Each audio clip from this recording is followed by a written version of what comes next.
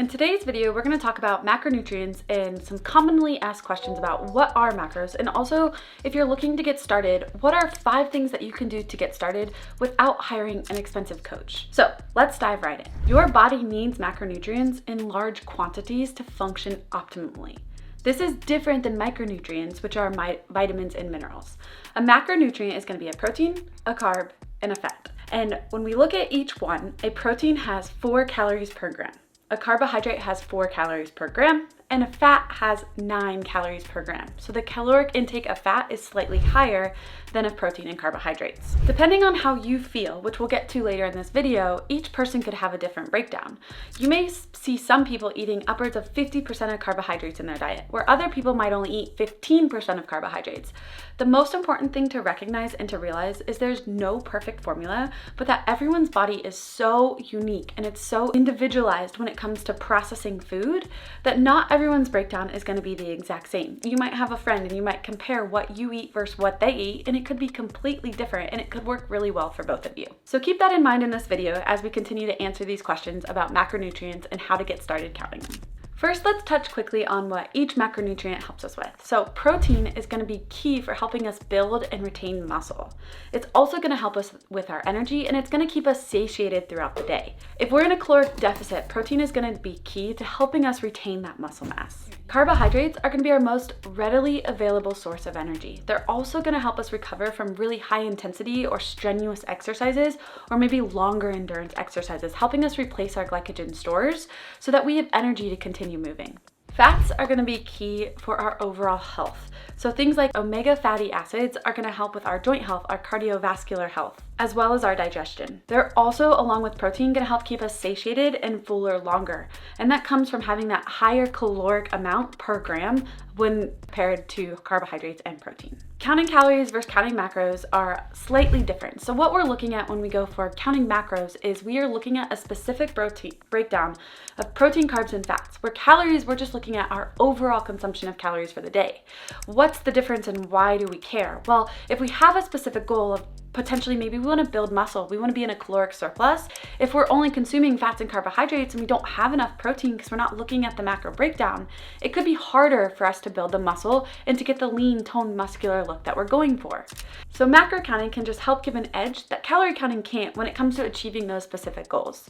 So now we have a general understanding of what our 3 macronutrient categories are and the difference between macro counting and calorie counting. So if you want to get started, but maybe you don't want to hire a coach right away, you just want to get your feet wet, here's what I'm going to recommend. First, download an app.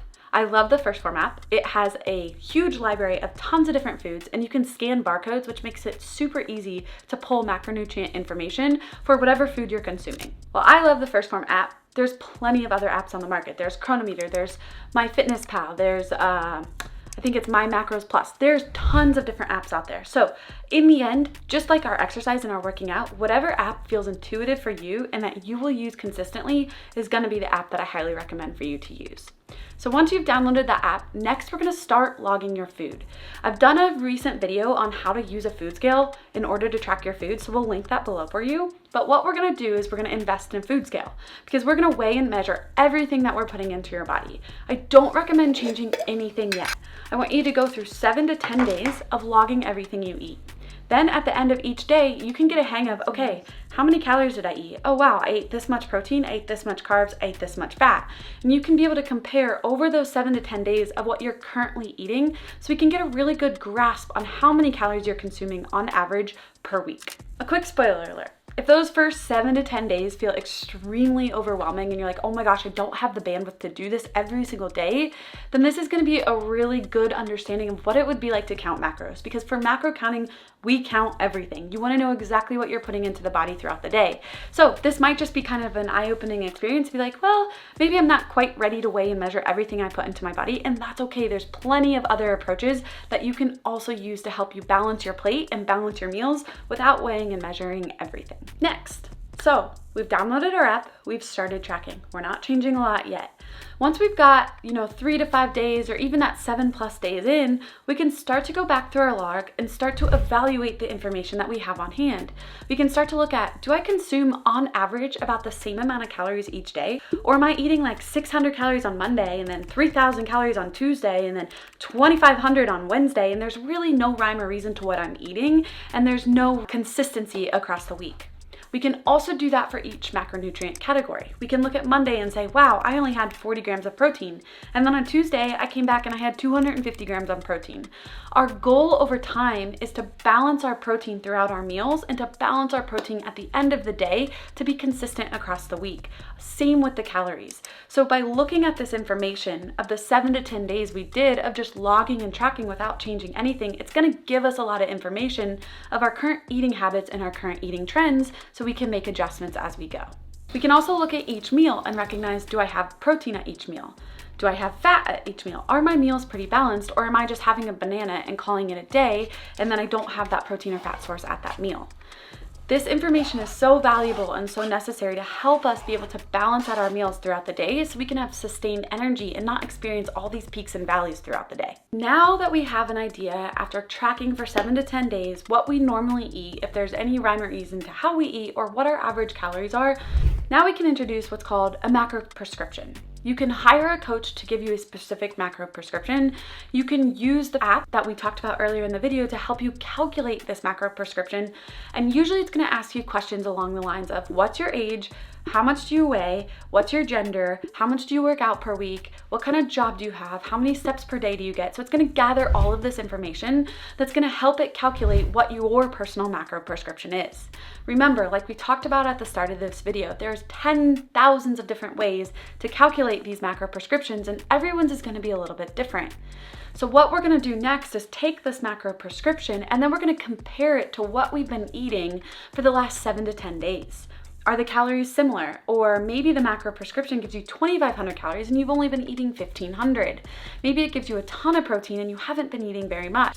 This is where we're gonna start to tweak things and make small adjustments to slowly get our calories consistent throughout the week so we know what we are putting into our body as well as those macros: protein, carbs, and fats. The other thing we're gonna look at when we have this macro prescription target is we're gonna look at, on average, at the end of each day, what were my personal protein, carb, and fat targets that I hit, and what is this macro prescription giving me?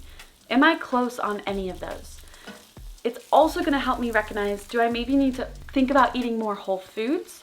So that way I can manipulate those macro targets a little bit easier to help me get closer to my macro prescription. Or do I need to add in an extra meal throughout the day? Or maybe I need to cut down on my serving sizes if I'm eating way over what my macro prescription provided me. The next step is gonna be focusing on one macronutrient at a time. We always recommend starting with protein. So if you're like, this is really overwhelming, but I really want to continue trying this and I can absolutely do this, I highly recommend encouraging you to start with protein. Protein is one of our foundational building blocks. We need protein to help us maintain the lean mass if we're in a caloric deficit. We also need protein to help us build muscle if we're in caloric surplus. Protein is gonna help us feel satiated. It's gonna provide us energy in the gym. It's gonna help us recover from all of our workouts. It's very important to focus on protein. So what I'd highly recommend is starting with the protein macronutrient and then filling in your carbs and fats based on your calories. So if your goal is to hit 120 grams of protein, that's what I want you focusing on. Protein comes first. Build your meals around your protein and then try to hit your carbs and fats. But if you're within a few plus or minus 5-10 grams on carbs or fats, maybe fats are higher one day, carbs are lower, and then it switches, but we're hitting our protein and we're within our calorie range, then we're gonna continue making progress towards our goals without feeling overwhelmed. We also choose protein because most people typically undereat protein. And when you undereat protein, it's not gonna help you achieve that body composition that you're looking for, and it's also not gonna help you achieve the athletic performance that maybe you're hoping for in the gym. So starting with focusing on protein is really gonna be beneficial. The other thing, without worrying about being perfect on all 3 macronutrients from the gate, but just having one that is our main focus, is gonna help boost your confidence and build your confidence as you continue getting comfortable tracking these macros. Okay. So now that we've been focusing on protein, we've been focusing on our calories, we're getting the hang of this macro counting thing and we're starting to feel really good about it. Now it's time to get a little bit more specific. The goal is going to be plus or minus about 5 to 7 grams of each macro. So not only just protein or whichever macro you were choosing to focus on, but we want to do that across the board for all 3 macros. Once we've been able to hit all 3 consistently within about plus or minus 5 grams for at least a week in a row, it's probably time to start to assess, how do you look? How do you feel? How are you performing? And from there, we can really begin to start to dial in these percentages and start to make some tweaks. Finally, with macro counting, once we start to kind of assess how we're looking, how we're feeling, how we're performing, how is your mood, how is your sleep, how are your clothes fitting, are you satisfied at your meals? Some of us like more fats, some of us like more carbs. Protein usually stays pretty consistent. If you feel like, oh, I'm doing this, but I just am really craving a lot of fats and carbs aren't really sounding good, then what we can do is drop the carbohydrates down and raise the fat slightly to kind of keep that main calorie maintenance goal that we're working with. The other thing that you could look at is like, once we do macros for so long, we have to make adjustments. If you're starting to notice like, I am not sleeping good, my mood is not great, I'm feeling really hungry, I'm just hitting a wall in my workouts and I'm just really not able to push in them, but I've been on the same macro prescription for 6 to 8 weeks, you probably need more food. Our body is like a fire. The more that you feed it, the more we're gonna rev up our metabolism, and over time, our metabolism is gonna burn through more. So it's really important to remember that you won't stay at that same macro prescription forever, that we have to make those adjustments based on those seasons of life and how we're feeling as we're eating. This fire analogy is a really good one, but at the same time, we have to remember that this fire analogy only works with the quality of the food that we're eating and the exercise that we're doing. So as we begin to exercise and we begin to lift, we want to fuel our body so we can build more muscle. Well, that muscle mass is going to rev up our resting metabolism, which means now we can handle more food at rest without gaining weight and continuing to maintain that lean toned figure. If we aren't working out and we're filling ourselves with all of this processed food that is simple carbohydrates, that's high in fat, high in carbs, but low in protein, we can't just keep eating all of that food, or yes, we will probably start to gain weight and we'll probably not start to feel great. So it's really important to maintain your exercise routine, something that has weightlifting and resistance training in it, as well as look at the quality of food you're eating. Something that we always recommend is try to keep your meals to 5 ingredients or less, and just ask yourself, does it come from the ground or does it have a mother? If you can flip over that ingredient label and you can read every single ingredient and you know exactly what it is and the list isn't 50 ingredients long, it's probably a great source. So sticking to 5 ingredients or less, things that mainly go into your fridge, come from the ground, or have a mother is a really great place to start. And by doing that alone, we might lose, 5 to 10 pounds of just inflammation that we're holding from all of these processed foods. I think the most important thing to remember over time is that you can have balance with tracking macros. Like we talked about, focusing on one macro is a great place to start, and then filling in based on your caloric needs or what that macro prescription is giving you. The other thing is, remember, it's a skill that's practiced over time. Nobody starts as an expert, and we all have good and bad days. Some days it comes a little bit easier. Some days we might have the time. Other days we might feel pressed for time. Do your best with what you have on hand. Just try to make good decisions when it comes to filling our plate. Before you eat your meal, take a look at your plate and ask yourself, do you have a protein source? Do you have a carb? Ideally not a simple carb, but something that is a little bit slower digesting, such as a sweet potato. And do you have a healthy fat? A healthy fat would be something along the lines of an almond or an avocado.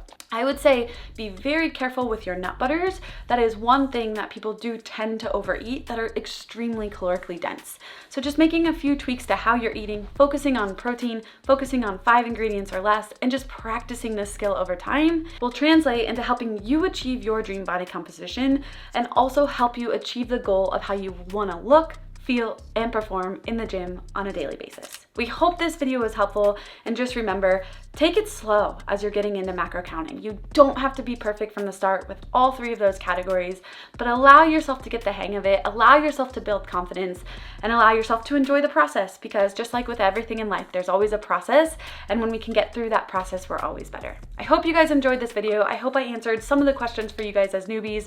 We will link that scale video below, just in case you've never used a scale. I cover in this video from start to finish, linked below. And if there's anything else you guys want to see us cover in the future, please drop that in the comments. Don't forget, smash the like button, and have a great day.